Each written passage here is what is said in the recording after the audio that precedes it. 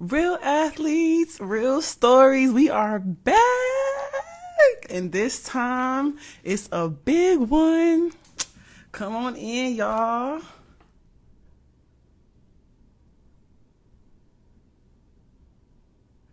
Yer. Oh, y'all didn't hear D. That's what I'm talking about.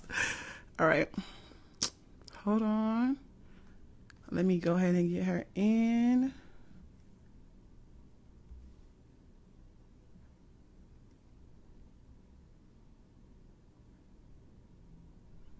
Oh, wait. She's not in here yet. Okay. What's up, everybody? Welcome, welcome, welcome. Real athletes, real story. Real talk with your girl T. We got a very, very, very, very special guest coming on tonight. I hope y'all are ready. We got some good questions on. Okay, wow. Okay, I just sent the invite, y'all. Peek the background. Yes, we love it. Hi. How you doing? How was your day? I am good. My day was long, busy, but can't complain. How about you? I'm doing pretty good. I low-key got a headache for some reason, but who cares? You know what I'm saying? We're gonna go ahead and get started. I'm so excited, girl. Me too. I'm excited. Okay, so this first. Oh, can you hear me? Yeah, I was gonna say I haven't done a live in like 2 years, so it's been a while, but we're here.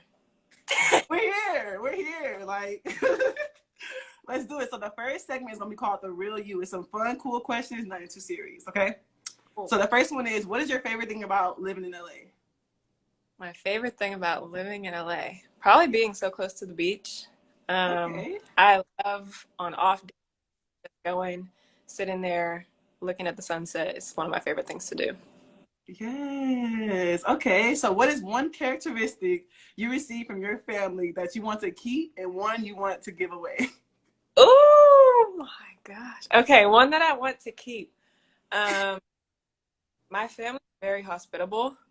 I think Okay. they're very generous. Both of my parents, they're givers, and I love that about them. So me and my siblings by nature are the same way. Um, one I would like to give away. I'm sorry, y'all, but we sometimes have a problem expressing emotion. Okay. Um, so I think just being more open and outward is the goal overall. Okay. Okay. I feel that. I feel that. Okay. So, something you're looking forward to off the track.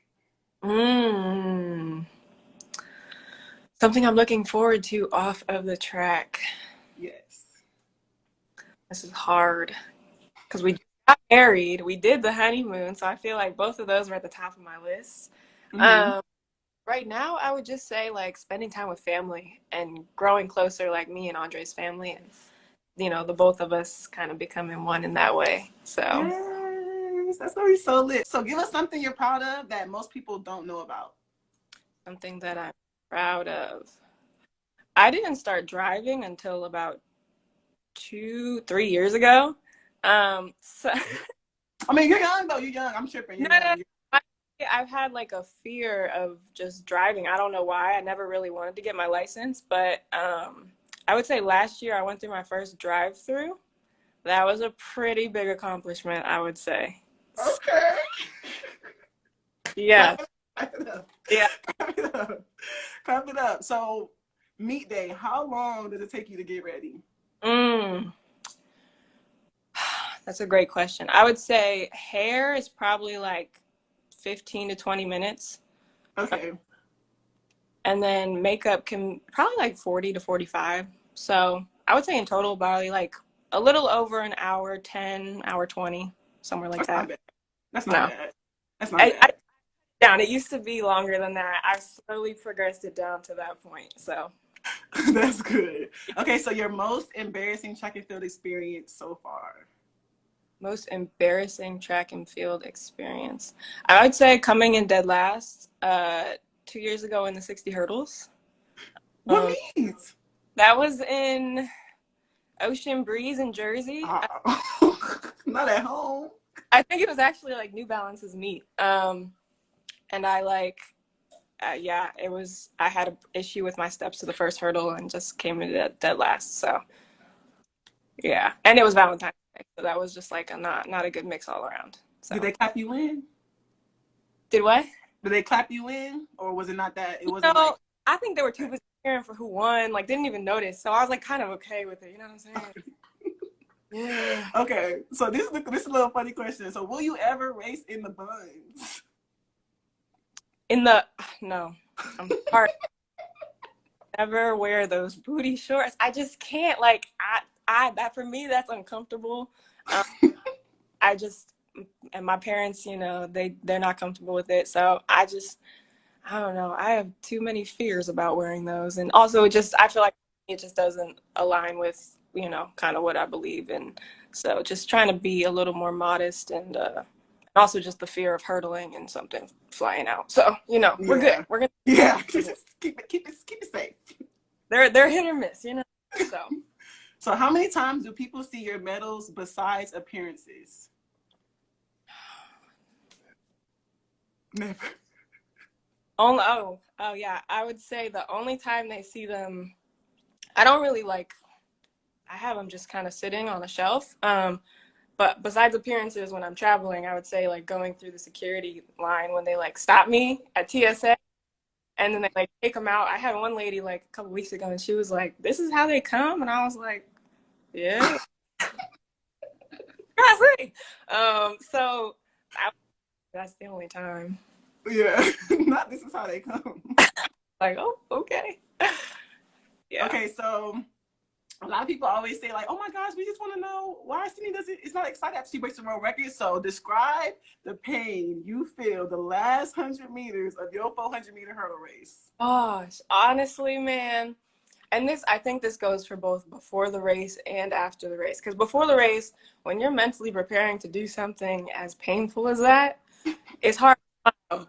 Like, Yeah, I'm ready to go. And then afterwards, honestly, like that last 100, I have told people at Worlds I've never felt that much pain in my life. I honestly, the last two hurdles, I was like, I don't know if I'm gonna clear these. I'm gonna try my best. I actually like kind of stumbled a little bit off 9 and what? everything I had all the way home. So it was hard to move. I sat there for 10 minutes on the ground. I told them this little wave was all I had left, and that was the end of the story. So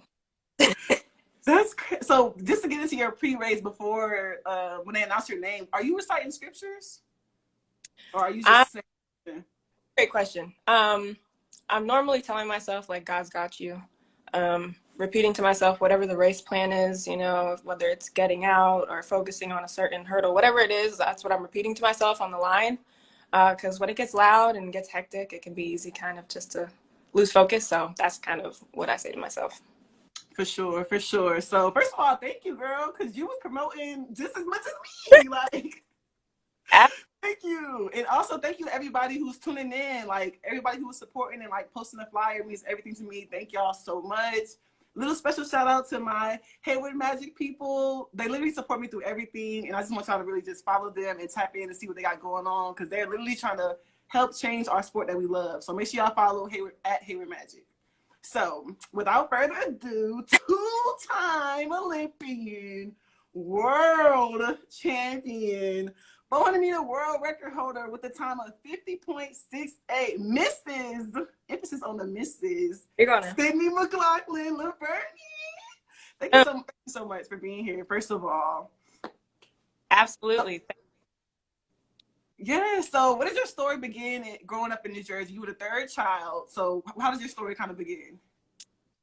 Man, in terms of track, both my parents ran. My mom ran in high school and she ran the 8. My dad ran all the way up through college, actually went to the trials in 84. He ran the 400. So me running the 400 hurdles is kind of like the perfect mix. Growing up, my parents put us in track and as well as a bunch of other sports. And they kind of were like, you guys can choose what you want to do, but, we want you to be active. And I would say very quickly, I kind of fell in love with it. I tell people the chocolate bar story where I didn't really want to run my first race ever, which was 100 meters. But my dad was like, if you run, I'll give you a chocolate bar. And I was like, okay, bet. Like, that's all you have to tell me. Um, and I ended up running the race and, actually winning the race, but I was more focused on the chocolate bar. But honestly, looking back, I felt like that sense of freedom that you get from Mhm. just like, from line to line, feeling just this euphoric state. And so it's kind of been what's, I've been chasing ever since. Yeah. So with the whole chocolate bar thing, did the gifts get better or did they stop? Like, Honestly, I think that was a one-time thing. My dad actually still gives me chocolate bars to this day after races, how cute. but that hasn't fully stopped. I think for a while, I didn't really need it because it's like, can't eat all this candy and train at the same time. But I think the motivation kind of just became my own at that point, and it was me wanting to see how far I could progress in this sport. And like with track, I feel like you really, really gotta love it, like you just said. So like, was that the moment, that 100-meter dash, where you felt like you loved it, I, or was I it did. okay? And there, every meet, like obviously, like everybody in their own way deals with nerves and anxiety, whatever it is. But I think when it came time to actually get on the line and run the race, that was the part that I just loved. Um, and I've just kind of been carrying on ever since that time.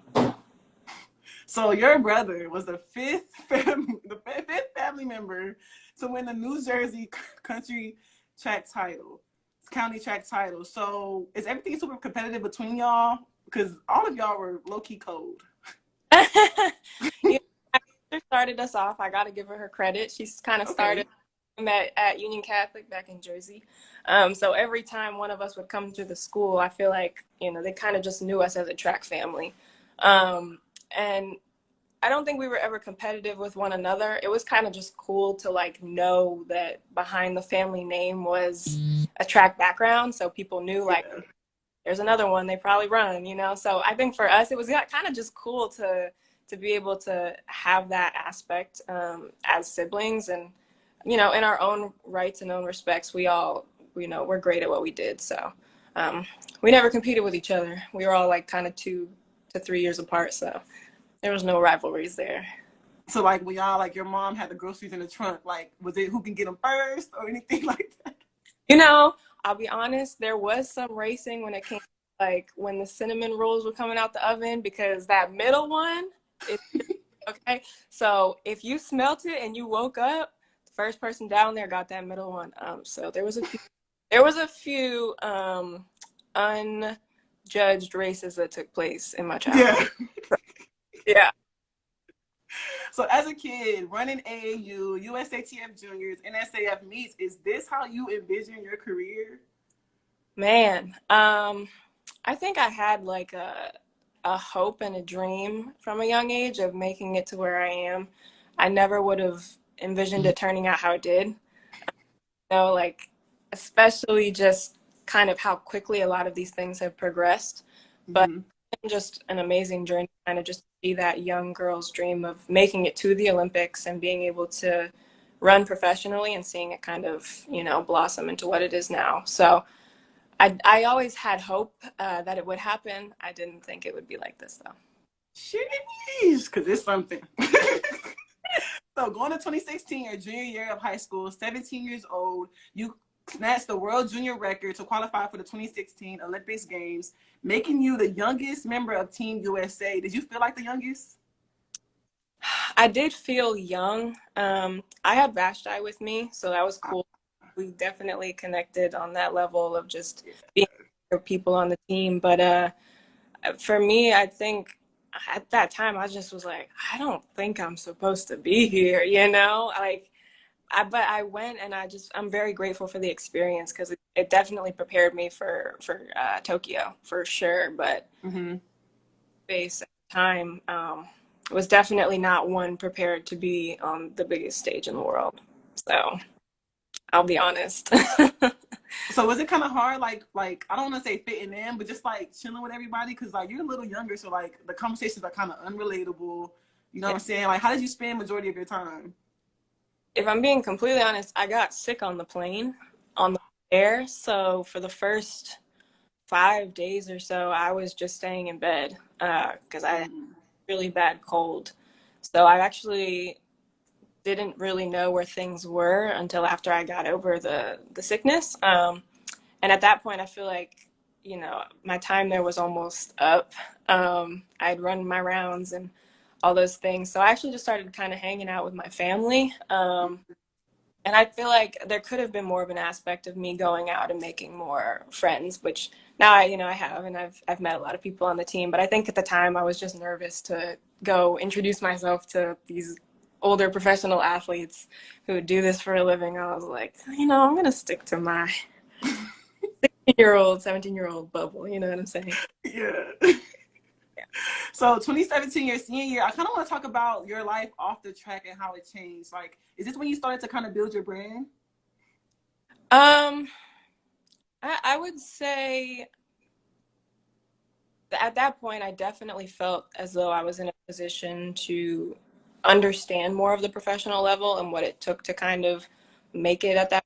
Obviously, I was still growing, being a 17-year-old, getting ready for college and all of those things. But in terms of like building a brand, I don't think that really started until um, coming out of college, honestly. I think everything leading up to that point, just making sure I finished high school, transition to college, and then transition to the pros seamlessly. And then that's really when it started to build from there. Right. So I saw your little short video from Flow Track where you were in high school. You were Mm. kind of talking about like some of the things you were experiencing, and I'm like, especially when you said someone like send stuff to your school, they would send stuff to your home, and it's like you wouldn't even know how they would get, your address and stuff. But I just want to know, like, were you able to even be like a real teenager? I think so. Yeah, for sure. But Okay. I think, like there's the aspect of sport, which I think is really cool, is just being able to connect with people from all over the world. But yeah, I think at the time that was very new to us in terms of, like whether it was people sending letters or whatever. But I definitely think I was still able to be 17 years old and hang out with friends and goof off sometimes at practice, all the things, So it's not like other sports. Track isn't one of those sports that gets all of this heavy media attention. Mm-hmm. It was very much a regular teenage experience, except for some of the track side, but everything else, yeah. Was pretty regular. That's good. That's good because that's a little, you know, It's spooky, especially when this. it's uncharted territory for sure, and I think my parents did a great job handling it, as well as my coaches at the time. So it wasn't anything like super crazy. Okay. Okay, so you're just like you said, your parents and y'all already knew the plan was to go to college, and you spent 1 year at Kentucky, and you literally broke the NCAA record, got an NCAA title. So, do you feel like it was happening all so fast? It was happening pretty fast. I think when we went into college, we kind of had a vision of being there from 1 to 2 years. Okay. I think after the first race of the season, we kind of decided we're going to just do 1 year. So everything that year was kind of centered around doing as much as we could Mm-hmm. before moving professionally. So um, I was prepared for it. Obviously, I would have loved to have a little bit more of a college experience and hang out with my teammates a little bit longer, but it ended up being the best situation for us at the time. So Meter indoor PR is 50.3, and it's literally faster than the U20 record. Do you know why it's not ratified? I don't know, honestly. Okay. I Yeah. know. Now I was just wondering because I was looking, I'm researching. I'm just like, I wonder if she knows like why that happened, but That's a you great point. know, who knows? Okay, first year pro, Yeah. 2019 Diamond League champion. So, what was the hardest part about that transition? Ooh, that's a great question. I don't know so much that it was the transition. I think it was more the mental headspace for me, and just preparing myself to run against, older women who have done this for a while, figuring out how the professional circuit works, figuring out how the travel works, how adjusting to time changes work. All those things were doable. I think for me, it was just mentally how I was going to handle a lot of it. Um, Mm-hmm. I kind of took a little bit of a toll on me back then, but you live and you learn. Not everything's always going to be so super perfect. So I think we've gotten a much better handle on a lot of that. For sure. There's a lot of like major championships coming up in these next years, so that's like why you're not really in the Diamond League circuit these days. We definitely want to do more Diamond Leagues this upcoming year. I think for Mm-hmm. us, a lot of it was kind of just figuring out how me and Bobby work together, seeing how some of these seasons work. We're still putting our team together. We're still figuring out exactly how everything's going to flow within training. So we've been more cautious in terms of quality over quantity, but we definitely want to, have a little bit more of a European circuit this year and do a couple more Diamond Leagues for sure and make some of those appearances. So that's definitely something to look forward to. Okay, so this I literally couldn't wait to get to this topic. So people always say like, if you didn't gain nothing from quarantine, that's on you, and I agree. Hmm. I agree, low key. So Hmm. you made two shifts during the pandemic: your coaching and, of course, your faith. Mhm. So what activated your journey? That's a great question. I would have to start with the faith because I feel like that is the number one most important one. I think for me, it was being stuck inside every day. It was just me and my dog, and getting to a place where I was pretty down. Um, Mm-hmm. and I didn't really have anybody to kind of lean on. And, didn't really want to do the therapy route just because the first thing the therapist prescribed me was like medication as a walking with me through some of my issues. So what I ended up leaning towards was kind of watching sermons and reading my Bible. And at the time, I didn't really know what I was reading or what I was watching, but I knew it was giving me comfort. And I grew up in a Christian household. So as I started continuing to grow in my faith, I 100% found that freedom and that peace that I was looking for in Jesus. And with that, I definitely feel like God kind of led me onto the path that I am now with my coach and with my trainers, and all of that kind of fell into place. But I think it was putting God at, the center and as Lord of my life that allowed everything else to kind of flow from there. So Yeah. So what was the hardest part about kind of making? Because this is something I struggle with to this day. So what is the hardest part of making like God your center? dying to yourself, um, putting off the flesh and understanding that you can do nothing by yourself, which is completely opposite to what our culture teaches today. It's all about do you and what's best for you and self-love and all these things. But to truly be a follower of Christ is to understand that we are totally depraved and we need a savior and we need him as Lord of our lives, because us and in ourselves, we are sinful by nature. So I'll never be able to fulfill myself. That's why things of the world will never be able to fulfill me. So it's the understanding and the humility that I can't do it by myself, that brings me under the headship of God and Christ. Mm. Okay, so when I posted like a little question box, a lot of people wanted to know like give some advice for someone who's finding God. Mm. I would say there's a couple things. For me, number one was just spending time in the Word, really seeing what God's Word says. That's His truth that's given to us so that we can know Him and know Him better. But I think coupled with that is a good, sound church community that can help you grow. Because by yourself, you can only grow so far. And, that's why we have teachers and we have pastors here to help lead us and lead Mm-hmm. and the flock. And also just having other people in the encourage you on your journey is important. So those two things I would say for me have been so crucial and beneficial to my walk as a Christian.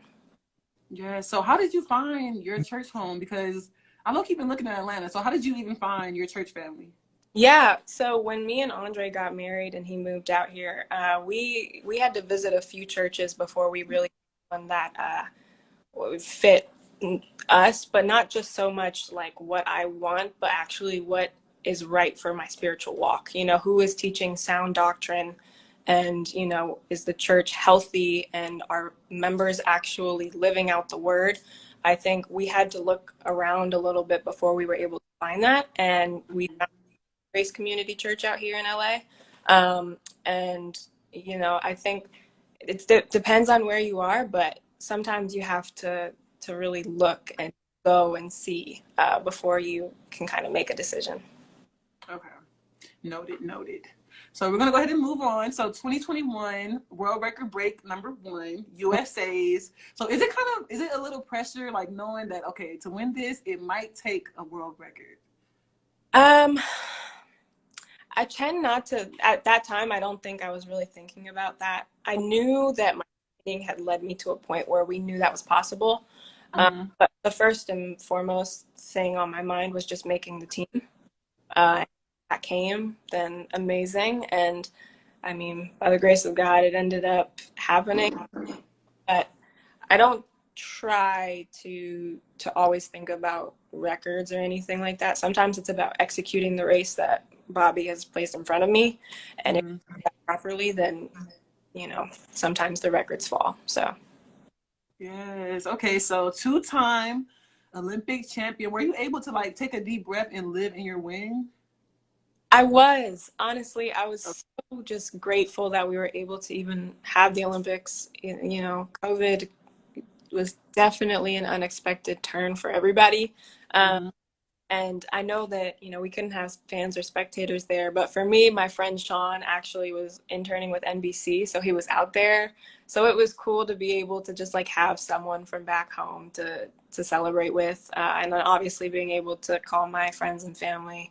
Uh, Andre was still my boyfriend at the time, but just like I definitely think we took a moment to just enjoy and sit in that, and that's why I didn't race after that. I just wanted that to be the end of my season and to recoup and regather ourselves next year. So yeah.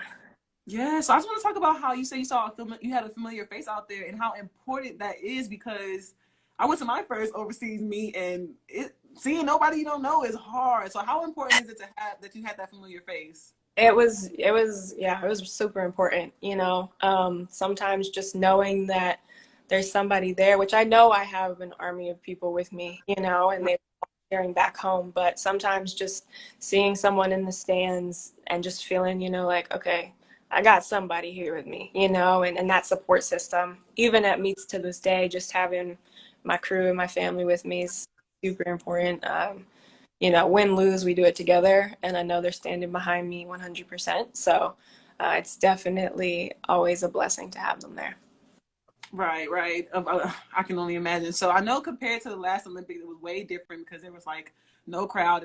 I'm not sure. I know you had to like quarantine or like really stay to yourselves. So did you get to get out a little more, meet people more? Okay. Oh, I did. Honestly, I think this one was a really great experience for that. I loved Rio, but I do think I handled this one a lot better than the first one. And was able to hang out with some of the team. Obviously, yes, there was some quarantine restrictions and you had to wear masks Mm-hmm. at the time, but if I wasn't racing, yeah, I was meeting people from other sports, from other countries. And that was really cool, and even got to see a little bit of the city of Tokyo, which is just such a cool place as well. So I think it was a lot more social experience than the first one, to say the least. Okay. So yeah. So 2021, what was your biggest takeaway from that season? 2021. Oh man. I think the biggest takeaway, I kind of just got comfortable and confident in my race pattern and me as an athlete. That was the first time I really started, uh, even in my faith, just like giving whatever the result was up to God, whether it was coming in last in the 60 hurdles or winning the Olympics. I knew that He was in control of everything. And me going out there was to, bring honor and glory back to Him. So I got to a place where the nerves and everything started to calm down because I knew I wasn't performing for myself anymore. And that definitely led into this year. And I feel like it's gotten even stronger since. So it's been a cool journey just progressing within myself, and I'm excited to see where it continues to go. For sure. So just like you said, going into this year, you opened up crazy fast, even though the hurdle was in the wrong spot. But you also got married, so we'll get into that just a little bit. How did y'all meet? Me, oh gosh, he slid in the DMs. Oh. It was good though. It was good. It was solid. It was solid. I posted a picture with the title like attention, and he DMs me. He's like, "You got my attention. How do I get yours?" And I was like, "Ew, okay." Mm. So then I responded back like, "Any food you do?" And I was like, "Do you have any food?" And he was like, "No, but I have a recipe." And I was like, "All right, cool." So, you know, just we're corny over here, so that's kind of how it off. But you know, Good. So what do you think is the hardest part being married? well, I'll tell you the best part because the best part is the hardest part. Um, Marriage is the number one sanctification tool ever. Just two becoming one and being in constant proximity with another person who now is your life. It's definitely shown me just how selfish I actually am, and how I want things done. And I know he'll say the same. It's just you're not adapting your life to somebody else, and for so long as humans, we're so used to things how we want them all the time and what we want to do. So I've definitely grown in just my communication and my patience and my gentleness and all those things, which can be hard at times for sure. Mm-hmm. Also been the best thing because we've both seen a lot of growth, just through it. So Yeah. So, girl, it's hard out here. So we need some advice, girl. Like, what? We need some. It's rough in these streets. listen, first you work on your relationship with God. You Mm-hmm. give it to him, you give it up to him, put it in his hands, and in the right time he will bring the right man to you. And then I will be standing there like this. Okay, okay, and double pictures on the wedding day. So that's the key right. Y'all heard her. Yep. So, will you be changing your bid next season? Will I be changing? I'm definitely gonna add yes to the bid, Yes. all this stuff. The legal documents, we working on that, but Yeah. will be the announcers. We gotta tell them Levrone. Mm-hmm. We're gonna add that for sure. Yeah. Levrone, guys. Y'all listen to Levrone. Italian. Bonjour. Okay. So this season, not only did you break your own world record, Yeah. but you reset it 4 times within 13 months. What, including being the first woman to ever dip under 51 seconds with 50.68. So, like, what would you title this part of your life? Oh my goodness. Blossoming. Mm. Yeah. I think there's been a lot of growth, and I think, this year especially has kind of just been like the beginning of all of that starting to just show itself. And I can't take credit for it because I have to credit it all to God. He's given me a gift ability and put amazing people around me to help cultivate that. So it's been really awesome to see. But I say that because I think there's still so much more to come. Mm-hmm. And we're to continue growing. So.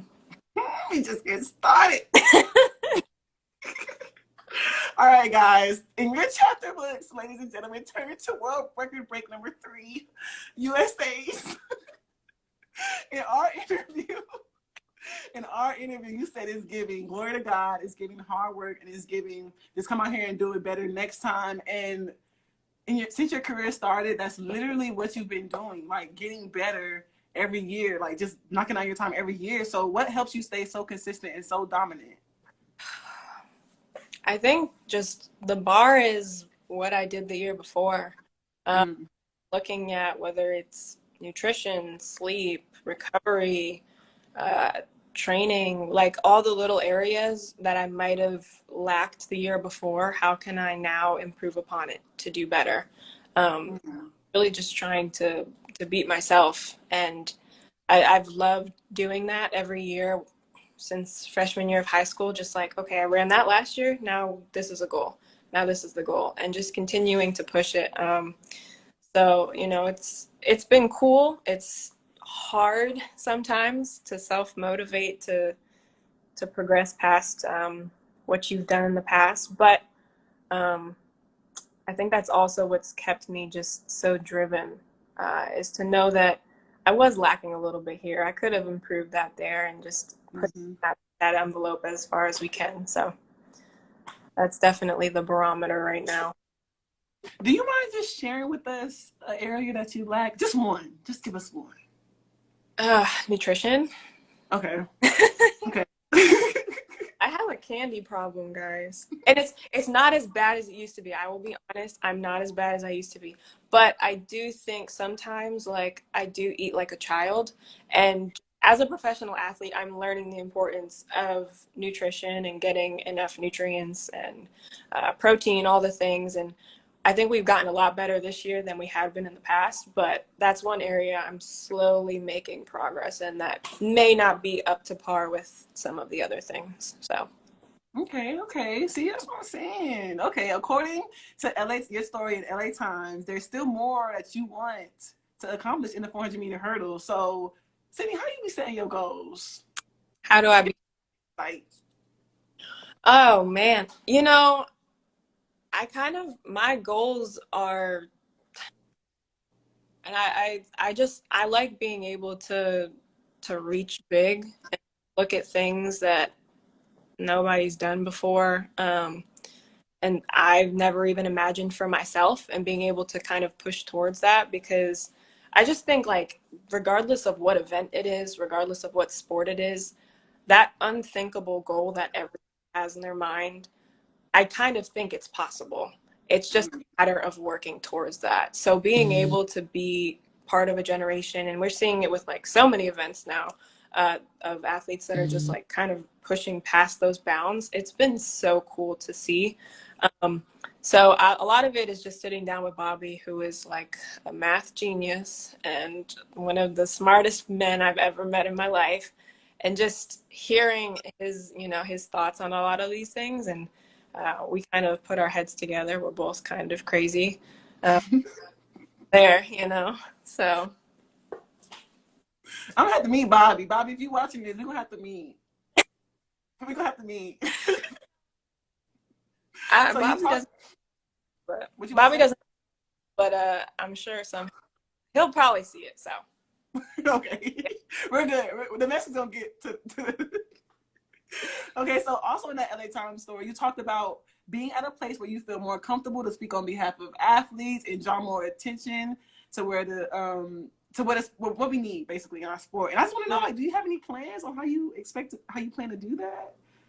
That's a great question. I've had a couple meetings this week, kind of just with our team, about trying to bring some more exposure to the sport. And I think, number one, social media is a huge place to do that. And I think we have some really cool athlete stories that can be told. And I think, as we progress more towards Paris, there's going to be things that come up along the way. I can't share all of it, but Yeah. just bring more attention towards the track world and things that are going to be taking place. So we have a really amazing opportunity coming up in 2024. And I think as a sport, we have, now is the time to really amplify what's going on, and point heads, especially non-track watching people, to our events. So um, it's in the works. You know what I'm saying? Yeah. I have hope and I have faith that things are going to be on the up for us. So. Yes, I love that. I love that. Thank you for even like just being comfortable to do that because we literally need it. Like we're struggling. I know, man, and we're pretty cool people. I think us track I mean, I do.